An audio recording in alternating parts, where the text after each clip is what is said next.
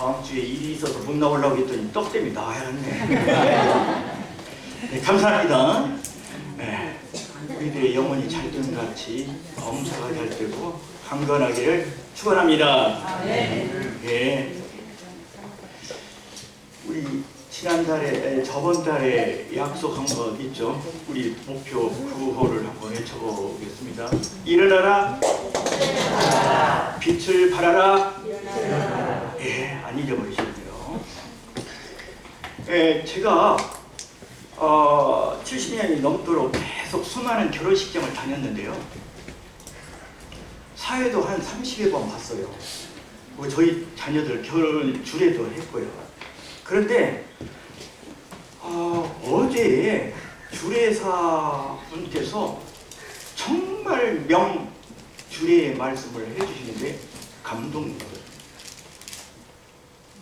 그분이 바로 누구냐면 방금 떡을 광고하시는 그 형님.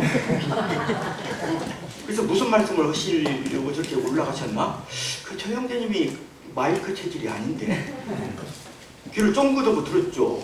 특히 우리 성도님들은 더 막 그냥 무슨 말을 하는가 하고 뚫어지라 바라봤죠. 그랬더니 사랑하는 자녀들에게 이런 말씀을 하셨어요. 어제가 3월 16일이죠. 3장 16절 하면 무슨 말씀이 생각나요? 오, 야, 여러분들 진짜 대단하시네. 아들에게 야, 내가 세상에서 여태까지 살아왔고 희로애락을 많이 겪어서 어려운 일들을 많이 겪었지만 그 중에 남는 것이 이 말이다. 하나님의 말씀 요한복음 3장 16절을 자녀들에게 많은 하객 앞에서 당당하게 용기 있게 말씀하시는데 뭐 5분, 3분, 4분인가? 뭐 이렇게 짧은 시간인데 성경 66권의 핵심의 포인트의 말씀을 딱 지정해 주시는 거예요. 감동했습니다. 물론 그 자녀들이 지금은 교회를 다니지 않고 있습니다. 그러나 그 자녀들이 매년 3월 16일이 되면 결혼기념일이라고 그들이 부부간에 만나서 아버지께서 해주신 말씀이 뭐냐 생각할 때 하나님의 말씀이다. 요한복음 3장 16절이다. 뒤에서는 부모님은 아버지는 자녀들을 위해서 끝없이 기도하실 거리라 생각을 합니다. 참 잘 키웠어요, 자녀들을. 아니요, 형제님, 제가 안 키웠어요. 그냥 저희들이 잘 자랐어요. 하나님께서 키워주셨으리라 생각을 합니다. 요한복음 3장 16절을 짧고 굵게 이렇게 메시지를 전하는데 저는 형제님 최고의 결혼 축사의 말씀을 자녀에게 던져주셨습니다. 복의 근원 되시는 하나님을 알지 못한다고 하는 것은 참으로 불행한 것인데 아직도 하나님을 모르고 있지만은 이 중요한 이 자리에서 하나님의 말씀으로 축사의 말을 격려의 말을 해주는 아버지는 너무나 멋지고 당당하고 사랑스러운 아버지인 것을 저는 확실히 보았습니다. 하나님께서 머지않아 당신의 아들 우리 송영재의 아들을 구원해 주시리라 믿습니다. 네. 매주 3주 때는 복음이죠. 그리고 격주로 홀수다는 제가 이렇게 단에 올라오게 됩니다. 오늘의 복음의 말씀의 주제는 사실 참 복음인데요. 여러분들의 관심을 끌기 위해서 이렇게 적어왔습니다. 280N 무한대. 무슨 뜻일까요? 280을 다음이야 네이버에서 검색을 해보았더니 무슨 말이 나오느냐면 아이들 출산용품 파는 그런 가게에서 280일 이렇게 이야기를 하면서 간판 상호를 정한 것이 나와요. 그러면 280일이라는 것은 뭐냐면 사람이 엄마와 아빠가 서로 사랑을 나눌 때 한 생명을 하나님께서 그 사랑을 통해서 자녀를 잉태케 하시는데 자궁 속에서 우리 인간들은 280일 있다라고 합니다. 음력으로 말할 때는 10달이라고 말하고 양력으로 말하면은 9달이 약간 못 된다라고 이렇게 말하고 있습니다. 그러면 280일 동안 한 생명체가 성장하고 자라게 되는데요. 생화학 박사 김종배 교수님께서 지으신 신비한 인체 창조의 섭리라고 하는 이 책을 토대로서 읽어보니까 280일 동안 자궁 속에서 태아가 형성이 되는데 이걸 자궁을 갖다가 뭐라고 하냐면 애기 집, 아기가 자라는 그 집, 방 이렇게 말하는데 수정란으로서의 세포 분열을 반복해서 100조 개의 사람의 세포로 이루어지는 인간의 몸이 완성이 되는데 처음에는 이 여자 엄마의 몸에는 난자가 있고 아버지 남자에게는 정자가 있는데 난자보다도 9만 배 작은 0.06mm의 크기의 난자와 정자가 만나서 수정이 돼서 착상이 돼서 한 생명체가 탄생한다는 거예요. 놀랍죠? 하여튼 그 난자가 바늘 끝보다도 더 작은 그 난자에 그보다도 9만 배나 더 작은 0.0006mm의 이 정자가 만나서 수정이 돼서 착상이 되는 거예요. 한 생명체가 태어난다는 거예요. 그래서 그 후에 3주가 되냐면 가장 먼저 생겨나는 것이 인간의 무엇이다? 심장이라고 하는 거예요. 가장 먼저 심장이 작동이 된다는 겁니다. 그 후 일주일 동안에 무슨 것이 이렇게 생성이 되냐면 뇌, 척추, 신경조직, 신장, 간장, 소화기관 등 모든 인간이 살아가는 데 있어서 기초 조직들이 그때에 작상이 되면서 형성이 된다고 합니다. 그리고 수정 후 6주가 되면은 눈의 망막에 있는 이런 색소가 되고 8주가 되면 약 그 수정체에 착상이 된 저기가 3cm 크기로 이렇게 형성이 되면서 그때의 신경 발달로 태아가 뱃속에서 꿈틀꿈틀 아기가 움직이기 시작한다. 놀랍죠? 그리고 수정 후 2개월간의 변화는 엄청나다는 거예요. 그렇게 작았던 그런 수정체들이 이제 100만 배로 이렇게 성장이 되는데 약 1초에 20배 정도의 크기로 변화가 된다는 거예요. 그리고 석 달, 4, 3, 12, 12주쯤 되면은 5cm의 크기로 아기가 성장이 된다는 거예요. 몸무게는 20-30g, 팔다리가 형성이 되는데 그 팔은 우리 국어책에 느낌표 있죠? 그 팔 하나가 느낌표, 다리도 느낌표 정도의 크기로 형성이 되고 그 다음에 그때의 이 사람의 고유의 지문이 형성이 된다고 그 책에 그렇게 있습니다. 사람으로 갖춰야 할 모든 기관들이 아기 집 엄마 뱃속 자궁에서 형성이 된다고 하는 거예요. 사람으로 이 세상에 태어나서 살아가야 할 모든 기관들이 그때에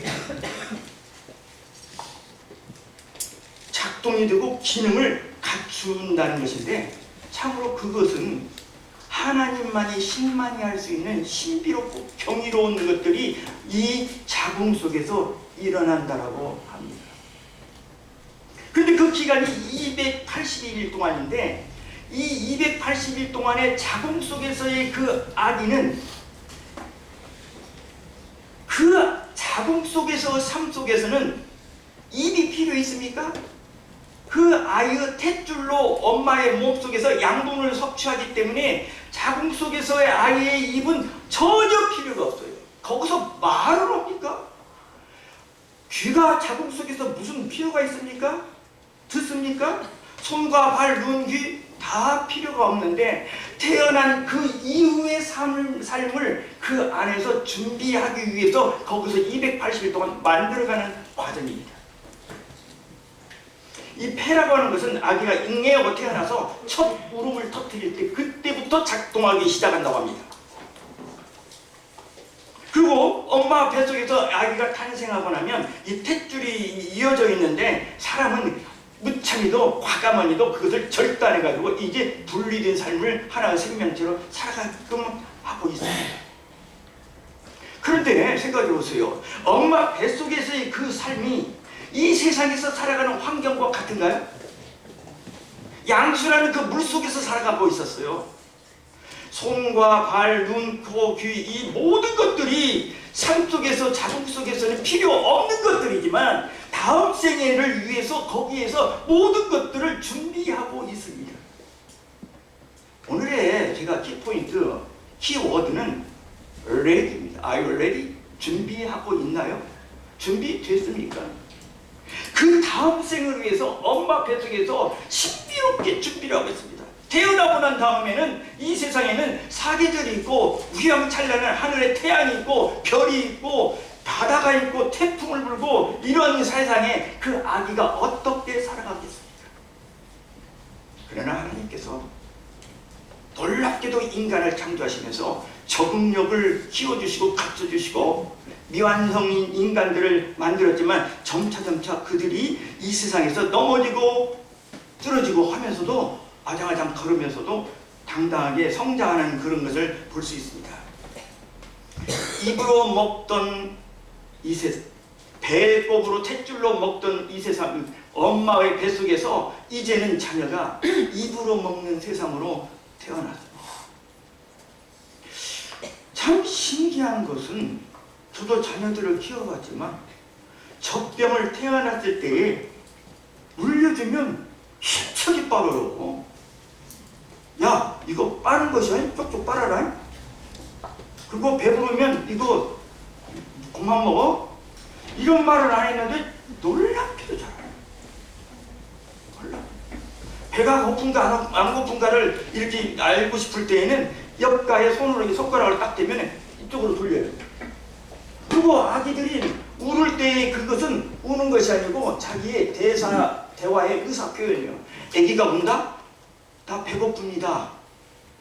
아기가 운다? 나 지금 기저귀가 젖었습니다. 아기가 운다? 지금 엉덩이에 멋이 찔립니다. 이것을 울음으로 표현하는 것이 아이의 대화의 의사의 전달입니다. 그러면서 아이는 살아가죠. 아기는 엄마 뱃속에서의 모든 것을 다 준비하고 이 세상에 태어났습니다. 그러나 만약 여기서 한 가지라도 놓치고 준비를 하지 아니하였다라고 한다면 그 아이는 이 세상에 살아나가면서 엄청난 고통과 눈물과 탄식 가운데 살아갈 것입니다. 사랑하는 여러분, 우리는 엄마 뱃속이 전부가 아니어서 이 세상에 태어나고 보니까 엄청난 드넓은 세상이 있는 것처럼 이 세상에서의 삶이 또한 다음 생을 준비하는 삶인 것입니다.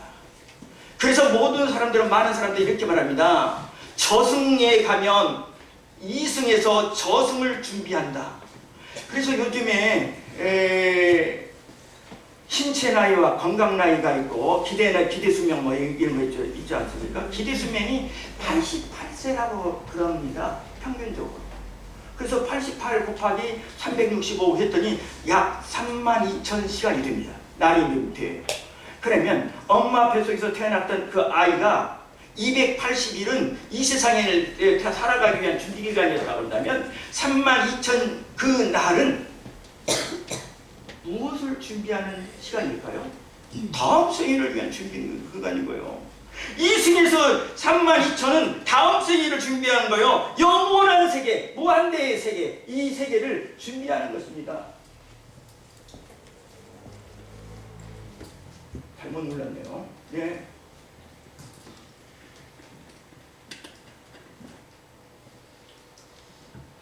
예, 영원한 것을 준비하는 거예요. 영혼을 준비한다는 것은 정말 지혜로운 사람입니다. 준비하지 못해가지고 지옥불에 떨어진다고 한다면 얼마나 고통스러울까요? 엄마 뱃속에서 아기가 하나를 놓쳤어요. 손가락 하나를 놓쳤어요. 발가락 하나를 놓쳤어요. 이 세상에 태어나면 그것 때문에 힘들게 살아갑니다. 제가 가끔 이렇게 하죠. 이 세상에서 다음 세상을 준비 못한 사람은 지옥에 가면 무슨 소리라고 하고 있다고요? 껄껄껄. 잘 믿었을걸. 구원받을걸. 교회 다닐걸. 근데 구원받은 사람은 무슨 소리를 하냐면 천국에서 다다다다다. 잘 믿었다. 교회 다니기 참 잘했다. 너무나 기분 좋다. 성공한 사람과 준비한 사람과 준비하지 못한 사람은 엄청난 차이입니다. 육신을 위해서는 건강보험을 우리가 들죠. 실비보험 들죠. 많은 것들 대비하죠. 치진보험, 종합보험, 자동차 보험도 갱신할 때마다 많이 올라가는데 수가도 올라가는데 그렇습니다. 왜? 사고를 위해서. 그게 현명하고 지혜로운 사람이에요. 엄마 뱃속에서 280일 이 세상에서 32,000을 준비하는 그런 아기처럼 우리는 다음 생을 준비하는 그런 삶을 사시기 바랍니다. 내 사랑하는 자녀야, 송은영 내 아들아, 내가 너희들에게 많은 것은 해주지 못했다. 그러나 내가 알고 있는, 내가 믿고 있는 하나님, 그 아들 예수 그리스도를 너희들이 믿음으로 너희들은 큰 복을 누리리라. 명주례사의 말이었습니다. 결혼 앞두고 제가 송영재한테 그랬습니다. 송영재, 꼭 하나님 말씀 주례사 때 해야 해. 그럼요, 해야죠. 꼭 하나님 말씀 하시게. 저는 올라갈 때 무슨 말을 하는가 봤습니다. 다음 생애를 준비하라고 하는 이 말, 아버지의 유언적인 그 말을 참 그 자리에서 용감하게 담대하게 했던 그 모습이 너무나도 귀하고 아름다웠습니다. 이 생은 다음 생을, 저승을, 죽음 이후를 위하는 준비 기간입니다. 보이는 것은 잠깐이요 보이지 않는 것은 영원한 것이라고 말하고 있습니다. 이것을 갖다가 우리는 구원받으라, 구원이라 이렇게 말하고 있습니다. 구원이라는 말은 건진다, 구출한다, 건졌다 이런 것입니다. 그러면 어디에서? 죄에서. 즉 다음 생을 위해서, 다음 세상을 위해서, 저승을 위해서 꼭 준비해야 합니다. 꼭 준비해야 합니다. 구원받아야 돼요. 거듭나야 돼요. 구원받는다고 하는 것은 어디에서 구원받느냐면 죄에서 구원받는 것인데, 죄에서 건지움받고, 죄에서 구출받고, 죄에서 분리되는 삶을 사는 것을 갖다가 구원받는다라고 그래요. 죄입니다, 죄. 가장 무서운 죄가 우리는 망각하고 잊고 있는데, 그분의 하나님의 은혜를 모르고 사는 것이 죄라고 합니다. 예수 안 믿고 지옥 가는 사람 전부 다 왜 지옥 가냐고요? 거짓말하고 속이고 부모에게 불친절하고 살인해서 지옥 가는 것도 물론 있겠지만, 사람이 죄하니까 어떻게 삽니까? 행하가 정자 행위가 부패한 자식인데, 그런 모든 죄를 하나님의 아들 예수님께서 싹 십자가에서 대속해서 용서해 주셨다는 이 사실을, 그런 은혜를 모르는 것이 죄다. 이 죄인들은 은혜를 모르기 때문에 지옥 가고, 우리 그러면 구원받은 성도들은 그 은혜를 받았음에도 깜빡깜빡 자주 잊어버려. 그러니까 잊으니까 하나님께서 한 번씩 휘청해주고 때리셔. 아이고 참 그랬지.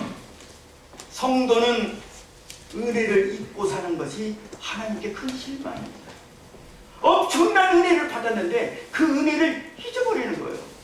구원받지 못한 사람은 100% 지옥 가지만, 성도들은 이제 면지옥을 했기 때문에 이제 이 세상에 살면서 그 주님이 십자가에 대속해 주신 그 사랑을 잊지 말자. 그래서 우리는 모일 때마다 떡과 잔을 놓고 거기서 감사하며 삽니다. 이 잔은 내 피로 세운 새 언약이니 이를 행하여 나를 기념하라. 떡과 잔을 바라보면서 주님께서 우리를 찢기우시고 흘리셨던 이 보혈의 잔을, 또 찢기우신 이 살을, 우리 인간들은 망각의 동물이에요. 망각의 동물이에요. 멀어지면은, 떠나가 버리면 잊기 마련입니다. 그래서 모이기를 힘쓰고 너희들이 모일 때마다 이 떡과 잔을 나누고 떼면서 나를 피념하고 생각해라. 있는 것이 성도들은 은혜를 잊고 사는 것이 죄입니다. 율법의 저주에서 속량했습니다. 우리 죄를 다 갚아주셨어요. 내 대신해서 뭔가 짐승이든지 무언가에 나를 살리기 위해서 하나님께서 값을 치르시고 내 죄를 용서하는 것을 갖다가 속량이라고 그러고, 성경에는 또 구속이라고도 이렇게 말하는데, 이 구속이라는 이 낱말을 가지고 언젠가도 제가 얘기했습니다마는, 구속 그러면 수사반장에서 대개 구속이라는 형사들이 말할 때는 교도소에 잡아 집어 넣는다, 잡을 구 묶을 수 없잖아요. 그런데 성경에서 구속은 또 반대의 개념을 가지고 있어요. 그래서 저 하나님을 믿는 사람들이 처음에 오신 초신자들이 헷갈려 있어요. 보통의 구속을 생각하고 있는데, 여기서 구속은 건질 구자이고 바칠 속자예요. 뭔가 재물을 바쳐서 너를 그 죄에서 건져주셨다. 한국말로 구속은 전혀 반대의 개념을 가지고 있어요. 이것을 꼭 짚어줘야 돼요. 사망 권세에서 건져주셨다. 낳거든 그의 이름을 예수라 하라. 그가 자기 백성들을 그들의 자기의 죄에서 건지울 자다. 예수님께서는 우리를 이 땅에 38,000시간의 날을 주시고 그 날 동안에 다음 생일을 준비하는 그 날의 시간을 해주시기 위해서 그분께서 친히 이 세상에 오셨습니다. 인간들은요, 죄인이기 때문에 꼭 구원받아야 돼요. 구원의 필요성을 느낍니다. 나의 행위와 수고와 노력과 애씀과 공적과 선행상으로, 공적조서로 나의 이력서에 보니까 학교에서 선행상을 몇 번 받았고, 중학교 고등학교 때는 봉사활동을 많이 했고, 교회에서는 헌금을 많이 했고, 내 중심으로 한 것 가지고는 하나님 앞에 구원받을 수 있다 없다? 없는 것이에요. 그러려고 한다면 예수님께서 못 들어오십니까? 필요 없는 거예요. 우리는 안 되기 때문에, 의인은 없나니 하나도 없고 모든 사람이 죄를 범하였으며 하나님의 영광에 이르지 못한다. 여기서 모든 사람 속에는 내가 들어갑니까? 안 들어갑니까? 들어가요. 아준이도 연중이도 모든 사람 속에 들어갑니다. 모든 사람이 죄를 범하였으면 하나님의 영광에 이르지 못한다. 그러면 반대로 말한다면 모든 사람이 죄를 범하였으므로 어디 간다? 지옥 간다, 그 말이에요. 교회 뭐 들어 다닙니까? 나 천국 가려고 다녀요. 틀린 말입니까? 맞는 말입니까? 맞는 말이에요. 얼마나 순진하고 정직한 말입니까? 뭐 천국 안 가려고 다녀요? 그 수준자들 그런 얘기 하는 거 아니에요? 해야죠. 첫 단계, 첫 단추를 끼워야죠. 구원도 못 받고 어떻게 교회를 다니십니까? 첫 번째가 구원받아야 돼요. 인간의 참모습은 죄인이라는 거예요. 죄인. 유전적 죄인입니다. 영적 유전자 죄인을 태어났어요. DNA가. 행악의 종자의 이사야서 1장 4절에 보면 행악의 종자의 행위가 부패했다. 내가 죄악 중에 출생했다. 죄 중에 잉태했다.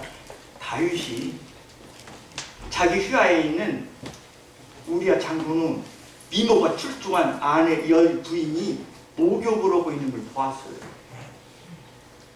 그 장군은 전쟁터로 보내놓고 훔쳐봤어요. 그러니까 다윗도 남자라 발동이 된 거예요. 그리고 우리 아내를 자기 처소에 오라고 해가지고 세상 말로 어머니 짓을 했어요. 그때 나단 선지자가 와서 지적합니다. 그때 다윗은 무릎을 꿇습니다. 내가 죄악 중에 출세했고 죄 중에 잉태한 나가. 인간은 죄나무라고 합니다. 죄나무. 사과나무에서 무엇이 열리죠? 사과. 감에서는 감나무에서 무엇이 열리죠? 감나무가 감이 열죠. 사람을, 나를, 박완규를 이 나무로 비유한다면 뭔 나무다? 죄나무예요. 죄도 다닥다닥 열어. 미움, 시기, 질투, 다툼, 음탕한 생각, 또한 등등의 여러 가지 성경에 나오는 많은 죄들이 다닥다닥 열어. 근데 되게 뭔 그런 나무들은 1년에 한 번씩 가을에만 열어서 따먹는데 이것은 시도 때도 없어요. 안 그럽니까? 저만 그래요? 그래요. 맞습니다. 제가 교직에 한 40년 가까이 있는데, 야, 너희들 하루에 한 번씩 일선해라, 착한 일 해라. 그리고 일기장에다가 옛날에 선생님들이 일기장 많이 검사했어요. 그래가지고 댓글도 써주고, 아, 참 잘했네요. 뭐 아주 막 이런 댓글 써주면 애들이 쭉 읽어보는 재미로 일기에 써서 되는데, 그럼 뭘 하냐면, 야, 하루에 한 가지씩 일선해라. 착한 일 해라. 그리고 그것도 꼭꼭 적어가지고 선생님한테 칭찬받으라. 그래가지고 여기서 착한 일을 많이 한 사람은 한 달에 최고 많이 한 사람은 선행상 주겠다. 그럼 선행상 갖고 집에 가죠. 좋아하죠. 좋아하죠. 하루에 한 가지씩 우리 오늘부터 착한 일 한번 해보고 다음 달에 우리 점검 한번 해볼까요? 쉬울까요? 어려울까요? 어려워요. 근데 하루에 한 가지씩 뒤집기 한번 해봅시다. 아니 10가지 뒤집는 거 해봅시다. 너무너무 쉬워버려. 그냥 10가지 금방 넘어가버려. 월요일날 다 넘어가. 안 그럽니까? 나만 그런가? 우리 아버지가 저를 잘못 만드셨나?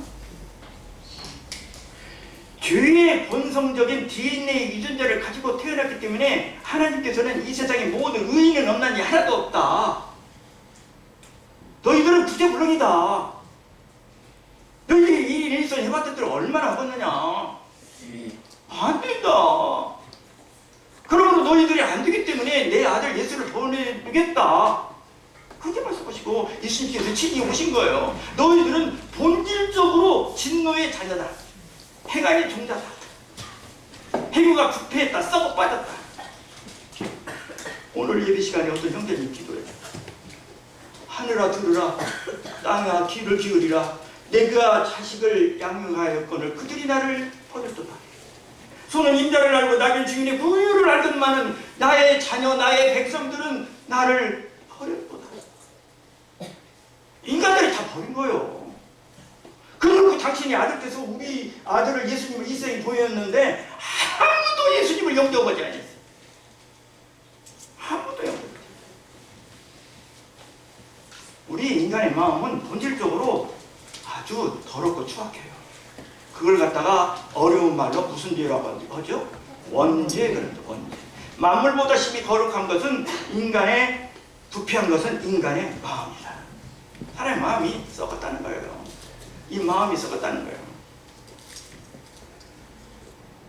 예수님께서 한 번은 제자들과 함께 길을 가다가 제자들이 음식을 먹는데 손을 안 씻고 밥을 먹었어요. 그러니까 바리새인들이 당신 제자들 왜 손도 안 씻고 음식을 먹습니까? 이거 아니잖아요. 그 참 바리새인들 정결하고 아주 깔끔해요. 예수님께서 그랬습니다. 사람 안에서 나오는 것이 사람을 더 더럽게 한다. 밖에서 안으로 들어가는 것은 오히려 깨끗하다. 안에서 나오는 이 마음속에서 나오는 이 생각과 더러운 것들이 다 더 음식보다 더 더럽다.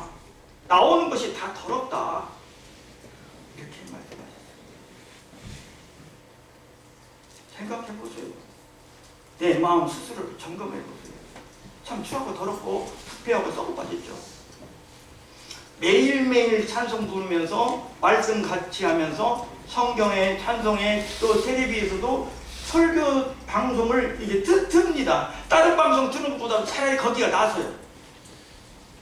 하나님의 일반 장로교회 목사들이 설교를 치더라도 하나님 말씀을 하니까 차라리 그쪽 듣자. 연속곡보다 거기 낫다. 미스트로 3보다 더 재밌더라. 하나님께서는요, 죄인 된 우리를 그냥 간구하지 않습니다. 꼭 심판을 합니다. 그래서 하나님의 속성 가운데 무엇이죠? 공의의 하나님이십니다. 마지막 언젠가는 하나님의 심판대에 인간이 죽으면 그 심판대에서 다 심판합니다. 거기는 피하거나 도망갈 사람이 없는 거예요. 창조주 하나님 앞에 다 심판대가 서 있어요. 그리고 이 세상에서 모든 죄를 질 때 하나님께서 유다의 죄는 금강석 그 철필로 기록되되 그들의 마음판과 단뿔, 제단뿔에 다 내가 기록했다. 그러니까 그들 딱 펴놓으니까 그 하나님 앞에서 내 은밀한 모든 죄를 술술술 내 입으로 어쩐다? 씻고 한다고 했어요. 직접 내가 부른 거요. 너희 말하는 것이 누가 읽는 것이 아니요. 유다의 죄는 여기서 유다라는 사람의 이름을 빼고 내 이름을 넣어봅시다. 박광규 죄는 금강석 그 철필로 기록되되 내 박광규 마음판과 제단뿔에 새겼거늘. 자, 오늘 내가 죄를 하나 쳤어요. 각시한테 말하기도 부끄럽고 누구한테 어디 가서 말하기도 참 쑥스러운 그런 죄를 쳤다. 생각을 해봅시다. 죄를 짓는 순간 바로 어디가 딱 그것이 기록이 딱 되냐면 금강석이 얼마나 예리하고 단단하고 두껍습니까? 옛날 초등학교 다닐 때 보면 유리집 사장이 깨진 유리창을 뭘로 자릅니까? 유리칼로 자르는데 유리칼 끝이 무엇이 달렸죠? 금강석이 달려요. 쭉 자리가 오면 쫙 가서 딱 때리면 쫙 깨져요. 그렇게 단단한 걸로 금강석 그 철필이요. 연필이 아니라 연은 석탄이잖아요. 이 철필로 어디다 기록한다고요? 내 마음판에다가 딱 박광규 너 몇 년 몇 시에 이거 쳤잖아. 딱 하면서 입력 딱 해라버렸어. 하나님께서 그것을 내 마음판에다 적으면 지울 수 있습니까? 없습니까? 못 지워요. 그리고 내 마음판에도 하나님께서 딱 기록해 주시고 어디서 또 그 죄를 기록했냐면 하나님의 번제단 뿌리다가 내 죄를 그날 그시 동시에 착 입력이 되어버려요. 그래서 내 마음판에 진 죄만 내가 씻어봤다고 해서 되는 것이 아니야. 거기는 남아있어요. 양쪽지가 다 씻어져야 돼.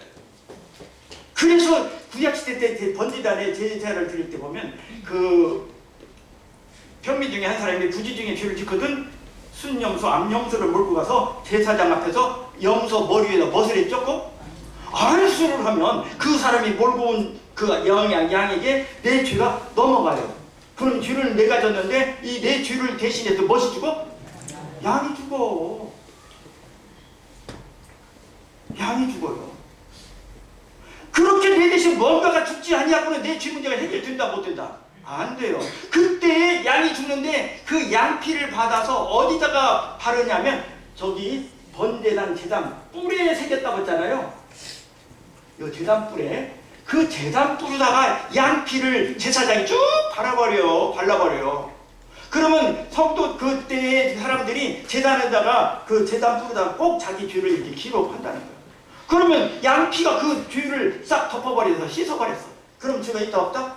없어지고 죄 용서 안 받고 나오는 거예요. 죄 용서 안 받고 나오는 거예요.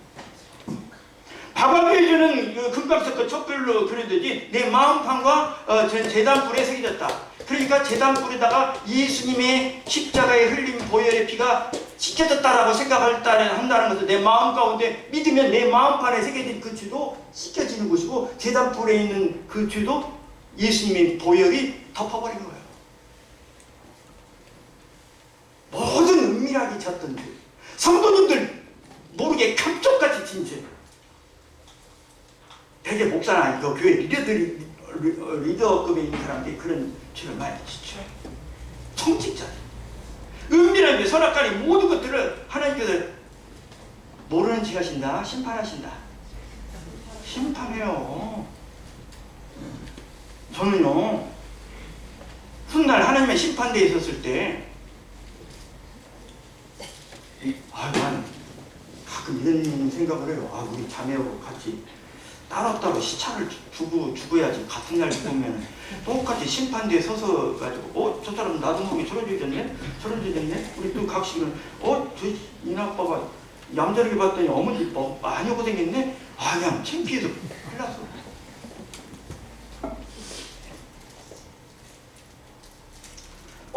교회에서 앞서서 말씀 전하고 복음 전하고 막 이런 형제님이 저런 죄를 졌네?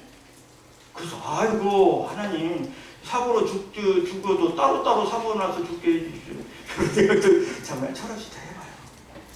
다 틀어놔요. 다 틀어놔요. 죄의 싹은 무엇이다? 사망이다. 싹이 뭡니까? 대가예요. 대가. 노동자가 하루에 어느 집에 가서 오늘 우리 집에 와서 일을 한번 해주세요. 일당 20만 원 주겠습니다. 괜찮네. 20만 원이면 내가 일하겠습니다. 저녁 때 됐어요. 너 오늘 당신 집에서 6시간 근무했으니까 오늘의 일한 싹을 주십시오. 싹은 뭡니까? 대가요, 대가. 대가를 주십시오. 내가 노동의 대가를 주십시오. 안 주면 나 신고합니다. 20만 딱 바꿔봐요. 그러면 바꿔 오면서 이것은 내가 당당히 받아야 할 권리 돈이에요. 그러면 죄의 싹은 죄의 대가는 뭐냐? 죄를 졌으면 마땅히 심판과 벌을 받아야 돼요. 죄의 싹은 무엇이다? 사망이에요. 죽는다 그 말이에요. 죽는다 그 말이에요. 각 사람에게 행한 대로 보응한다. 행한 대로. 이거 심각합니다. 구원받는 거 가벼이 여기서는 안 돼요. 아니, 내 자녀들이 아직 교회 안 다닌다고요? 하나님의 은혜를 모른다고요? 아니, 그 전에 다녔는데 지금 안 다닌다고요? 은혜를 지금 깜빡 잊고 있다고요? 아니요, 심각한 거예요. 깨우쳐 줘야요. 부모면 자식이면. 심판대에 있었을 때 모든 무릎이 꿇고 모든 혀가 스스로 고백하고 자백하고 짓고해야 한다고 그랬어요. 옆에 각시가 서 있고 부모님이 있고 누가 있다고 생각해봐요. 얼마나 부끄럽습니까? 속도대로 본다고 생각해요. 뿌린 대로 심은 대로 가꾼 대로 하나님께서 심판하신다고 그랬어요. 본인이 한 거, 이 세상에서 그가 행한 대로 그가 믿는 대로 어떤 일은 영벌로 어떤 일은 영생으로 들어가리라. 영벌이 뭡니까? 지옥 가는 거예요. 하나님을 안 믿는 사람은 죽는다 그러니까 죽으면 끝나는 거 아니에요. 그 사람도 하나님 안 믿는 사람도 영원히 살아요. 그거 못 받은 사람도. 근데 어디 가서 산다? 지옥에 가서 살아요. 영벌을 받는다. 영벌을 받는다. 이게 바로 하나님의 공의입니다. 공의. 공의의 하나님. 공의란 말은 공적으로 의를 행한다 그 말이에요. 그러니까 공의란 말은 쉽게 말하면 법대로 한다. 하나님. 법대로 해요. 법대로. 죄 짓고 구원받지 않은 사람에게는 이미 이 세상에서는 많은 기회를 주어지지만 한 번 지옥에 떨어지면 그는 공의 앞에 손들어 버리는 거예요. 하나님 한 번만 용서해 주세요. 틀려서 떼놓는 길. 하나님이 다 되면 열자가 없다고 그랬어요. 노아 옆에. 하나님께서는 공의의 하나님이시기 때문에 기회를 우리가 생명이 붙어있는 이 세상에서만 그 기회를 주지 죽은 이후에는 안 줍니다. 안 줘요. 아니라게 생각하지 마시고 안일함과 게으름과 나태함 가운데 오늘의 구원받을 전해야 할 말을 내일로 미루고 그러다가 갑자기 무슨 사고가 닥치면 어떻게 되겠습니까? 우리는 구원을 받아야 합니다. 멀리 가서 이방 사람 전하라고 하지 않습니다. 내 집 근처 다니면서 건질 적이 많구나. 천사같이 말 못하고 바울처럼 말 못하나? 오직 하나님의 말씀으로 나는 전할 수 있다. 내가 나를 위하여 기도할 것은 담대히 입을 벌려서 하나님의 말씀을 전하는 것이다. 전해야 합니다. 그러면 어떻게 해야 합니까? 겸손한 제사로 하나님께 돌아와야 합니다. 내 생각을 버리고 하나님께 돌아와야 합니다. 그러면 하나님께서는 너그러이 용서해 주십니다. 순전한 어린아이의 마음으로 기도해야 합니다. 지혜롭고 슬기로 있는 자에게는 숨기시고 어린아이에게는 나타내시는 것입니다. 어린아이같이 계산하지 않냐고 그렇게 해야 합니다. 강청하는 마음으로 기도해야 합니다. 강청, 강하게 청구해야 합니다. 모든 일에 기도와 간구를 하나님께 아뢰라. 한 번은 예수님께서 어느 마을에 가시는데 이런 일이 있었습니다. 어떤 아버지가 자기 아들이 귀신이 들렸어요. 근데 귀신이 들렸는데 막 발작을 하면 막 몸을 꼬고 입에서 막 거품을 밀고 눈을 막 감고 하니까 막 사람들이 놀라죠. 그러니까 이 아버지가 막 그 아이를 데리고 예수님의 제자들한테 우리 아들 좀 어떻게 좀 해주세요. 그러니까 그 제자들이 걱정 마세요. 한번 해볼겠습니다. 해보는데 됩니까 안 됩니까? 안 되는 거예요. 그러니까 그 아비가 실망을 하고 아이고 예수님의 제자들도 별것 없구만. 안 된다. 저쪽에 예수님이 있네? 예수님한테 갑니다. 예수님, 내 아들이 귀신 들려가지고 저렇게 막 눈을 그 입에서 거품을 내놓고 힘들어합니다. 내 아들을 좀 고쳐주세요. 그래? 언제부터 그랬느냐? 어렸을 적부터 그랬어요. 예수님께서 하실 수 있으시면 좀 고쳐주세요. 예수님의 자존심을 확 건드려버려요. 하실 수 있거든 고쳐주세요. 그 말은 할 수 없으면 하지 말 안 해도 좋다 그 말이 아니에요. 예수님이 화가 났어요. 야, 할 수 있거든이 무슨 말이냐? 믿는 자에게는 능치 못할 일이 없느니라. 아, 예수님은 창조주 하나님이에요. 그 아이의 생명을 살리기도 하고 죽이기도 하는 그런 하나님이신데 할 수 있으시면 우리 아이를 건져 치유해 주십시오? 아니요. 할 수 있거든요. 무슨 말이냐. 믿는 자에게는 능치 못할 일이 없는 일을 알려는 것이 없다. 사업이 안 된다고요? 아, 하나님께 맡기세요. 주님께 맡기세요. 무슨 일이 안 풀린다고요? 가사가 힘들다고요? 생계가 힘들다고요? 하나님께 맡기고 기도하세요. 길을 보여주십니다. 통해. 여호와는 여호와는 마음이 상한 자에 가까이 하시고 중심을 통해하는 자에게 구원하신다고 했어요. 통해하고 하나님 앞에 나가야 해요. 하나님께서 구하시는 제사는 상한 심령이라고 했어요. 애통하는 자는 복이 있나니 저희가 위로를 받을 것이라고 했습니다. 심령이 가난한 자는 복이 있나니 천국이 저희의 것이라고 했습니다. 시간이 많이 가기 때문에 예수님의 자격, 그러면 하나님께서 어떻게 우리를 구원하시기 위해서 무슨 준비를 하셨을까? 당신의 아들 예수 그리스도를 이 세상에 보내십니다. 보라색 상처를 요구하는 하나님의 어린 양으로서 이 세상에 보내신데 양으로 오신 우리 주님의 구원의 사역에 그 제물된 우리 주님은 이런 자격을 가지고 오셨습니다. 죄가 없으십니다. 거룩하신 분이십니다. 성령으로 잉태했습니다. 죄 있는 사람이 죄 있는 사람을 구원한다? 말이 안 되는 거예요. 자기 죄를 다루라고. 그렇기 때문에 이 세상에는 구원자가 있다 없다? 없는 거예요. 예수님만이 구원자라는 거예요. 꼭 사람이어야 해요. 그래서 예수님이 육신의 몸을 입고 오십니다. 왜 그럴까요? 피를 흘려야 돼. 육체의 생명은 피에 있기 때문에 그 피가 곧 죄를 속함으로 피 흘림이 없은 즉 죄사함이 없기 때문에 예수님은 인간의 몸을 꼭 입고 오셔야 돼요. 영으로 오시면 안 돼요. 피를 못 흘리시니까. 그리고 예수님이 오셔서 십자가에서 머리, 손과 발, 온몸에 채찍을 다 맞고 피를 흘리면서 죽어야지. 예수님을 만약에 로마 병정들이 야, 채찍 때리는 병사 아깝다. 그냥 예수님 목매달아서 교수형을 누구라고 피 흘림이 가능합니까? 그냥 교수형으로 만약 예수님이 그렇게 죽었다고 생각해 봅시다. 그렇게 형장에서 그렇게 죽었다고. 성경의 모든 각본이 헝클어져 버린 거예요. 마지막에 헝클어져 버려요.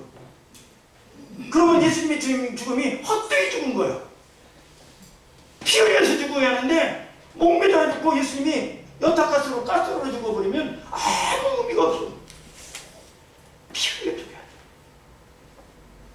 그러려면 뭐가 있어야 된다? 인간의 몸을 입으시고 피를 흘려야 돼요. 피 흘림이 없은즉 사함이 없다. 피를 입어야 해요. 예수의 피가 우리를 모든 죄에서 깨끗게 하신다. 요한일서 1장 17절 말씀. 그 다음에 예수님은 무한한 가치가 가져요.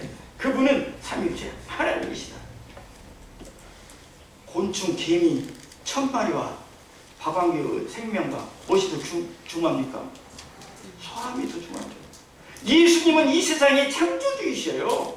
이 세상의 모든 만물을 다 그와 이 천칭 수평적인 이 처음보다 놓고 될 때 예수님께서 더 커요. 처음에 저는 학교 다닐 때 그랬어요. 예수님 한 사람 죽으면 저 사람 죄 위해서 죽었으면 또 다른 예수님 와야 하는 거 아니에요? 1대1 이렇게 해서 죽였으니까 그 다음에 2번 예수님, 3번 예수님 와야 하는 거 아니에요? 이렇게 생각했어요. 예수님의 가치는 엄청난 거예요. 티코 자동차 경차 있잖아요. 제네시스 90 같은 급입니까? 차원이 틀려요. 하나님 인간의 차원이 틀려요. 무한한 가치를 가지고 있어요. 그 다음에 부활해야 돼요. 그래서 그분께서는 3일 만에 다시 죽은 자 앞에서 부활했고 마지막 결정적인 것은 이 모든 것을 자원에서 왔다는 거예요. 자원에서 이 세상에 왔다는 거예요. 순종함으로 왔다는 거예요. 그것이 중요한 거예요. 억지로 예수님께서 이 세상에 가기 싫은데 내밀에서 쫓기듯이 이렇게 왔다고 한다면 의미가 하나도 없는 것인데 자원함으로 순종함으로 희생의 제물이 되셔서 오셨습니다. 사랑하는 여러분, 우리는 하나님의 말씀을 들을 때 지와 정과 의, 저는 이것을 가끔 강요를 합니다. 하나님의 말씀을 머리로 좀 알아야 돼요. 그 저기를 머리로 알았는데 내가 죄인이었구나 깨달았어요.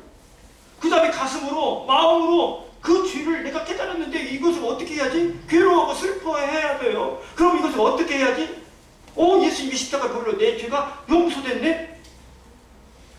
그래 그러면 내가 이게 어떻게 해야 하냐? 손과 발이 움직여야 돼요. 손과 발이 움직여야 돼요. 그래서 믿음이라고 하는 것은 어떤 분이 이렇게 정의를 하더라고요. 믿음이 뭐냐? 말씀을 순종하는 힘, 능력 보다는 순종하는 능력이요. 믿음이라고 하는 것은 말씀을 순종하는 힘이다. 그것이 믿음이다. 옆에서 앞에 나와서 지식의 근산에 있어가지고 엄청 많이 알아요. 막 그 성경의 배경은 어쩌고 역사는 어쩌고 히랍어를 어쩌고 무슨 헬라어를 히브리어를 어쩌고 막 너무너무 많이 알아. 많이 알으면 뭡니까? 이 지가 너무나 많이 알면 대개 어디에서 넘어지냐면 교만해져요.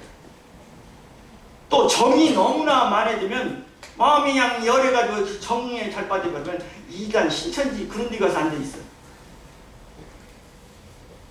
의가 없으면은 또 의로운 행위를 많이 하면 내가 대통령상 받아서 뭐 받아서 하면서 그렇게 또 떠는 것이 있어.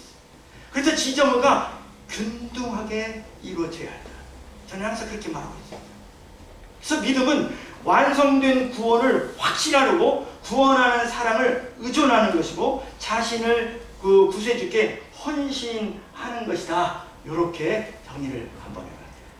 그 다음에 회개는 내가 통찰력을 얻고 자신에게 실망하여 모든 자기의 구속의 방법을 포기하는 거야. 내 방법을 안.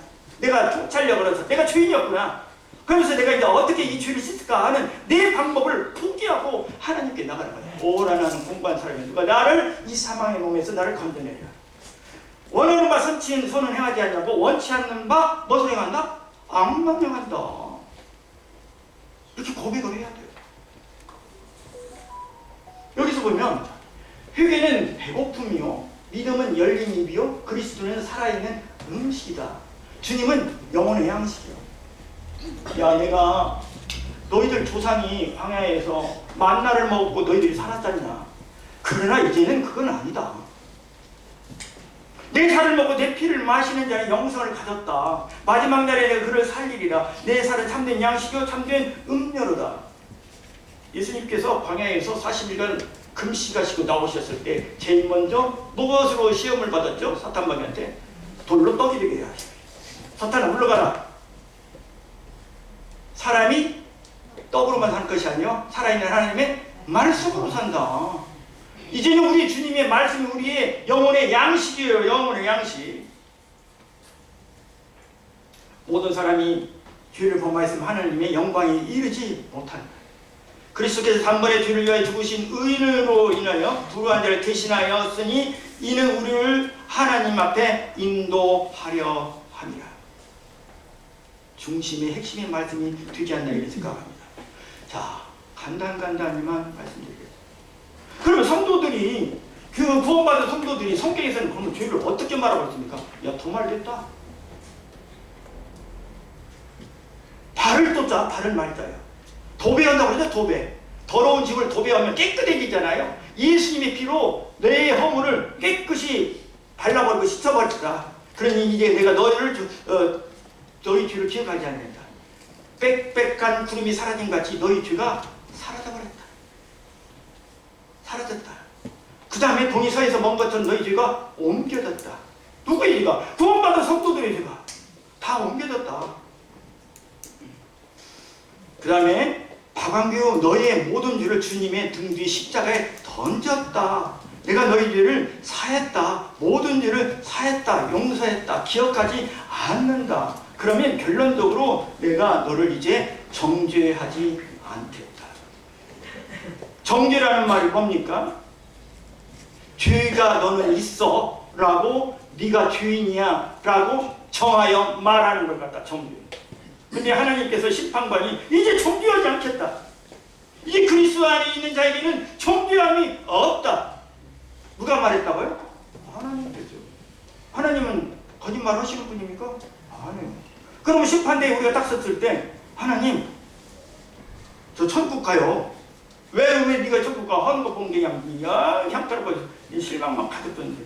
아니 로마서 8장 1절 뭐라고 말씀하셨습니까? 이제는 그리스도 안에 있는 자에게 정죄함이 없다라고 말씀하셨지 않습니까? 저는 이 말씀 붙들고 이쪽 천국에 가려고 가고 있고 갑니다 이렇게 말할 때, 그래 오케이 천국 패스.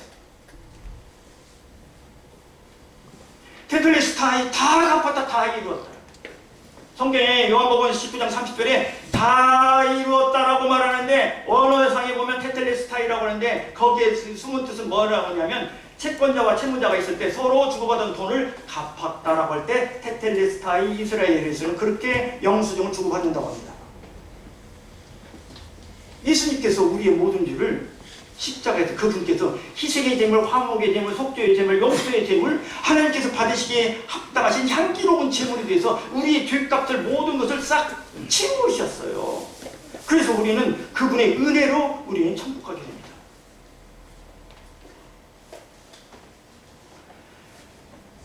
자, 제가 어저께 도표를 이것을 만들어 봤습니다.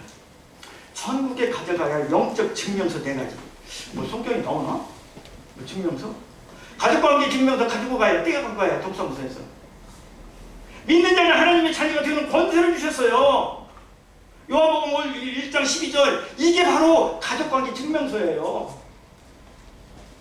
그럼 증명서가 어디 증명서가 있냐? 하나님의 말씀이 증명이지 뭐요. 양자의 영을 받았으니 나이가 오늘부터는 아버지라 부르짖습니다. 구원받은 증거예요 이게. 가족관계 증명서. 이해가 됩니까? 야, 까먹었니 다들 이해가 안 되시는 거예요. 내가 설명이 말을 잘 못해요. 그 다음에 무죄 확인 증명서. 하나님께서 그 은혜로 값없이 의롭다 하심을 얻은 자 되었습니다.